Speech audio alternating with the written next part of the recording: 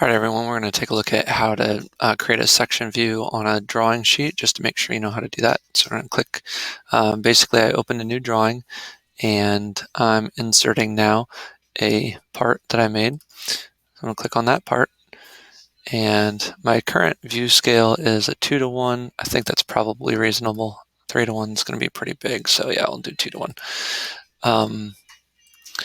So I actually want to get the top view of this. I know it's going to be kind of weird to start with a top view, but the reason I'm starting with the top view is because the section view that I want is the front view. So I'm going to click on top view and make that.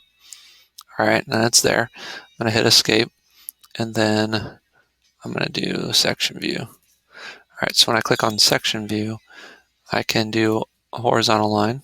It's going right through there. All right, and that's going to create my section down here. And now that I look at it, maybe it's better that I use a 3:1. So I'm going to go back and fix my scale and make it 3:1. I'm also going to change to a portrait to give me a little bit more vertical room. Okay, so now I actually have a good section view of that part, and I could project an isometric view with no problem. There's that.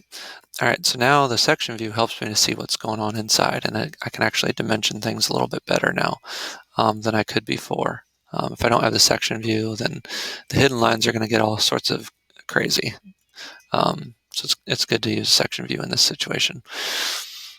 So now I can dimension, whatever I need to dimension. So maybe if I need to go from, say, that point to that point, I can get that dimension. I can do some interior stuff here, from there to there, for instance. All sorts of different things that I wouldn't have really been able to do with the section view or without the section view.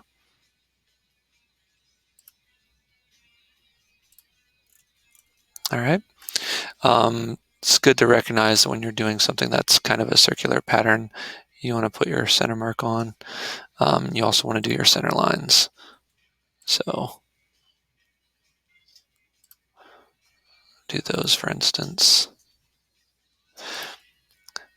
Now this already kind of acts as a center line in a way, so you can ignore putting one in there for that.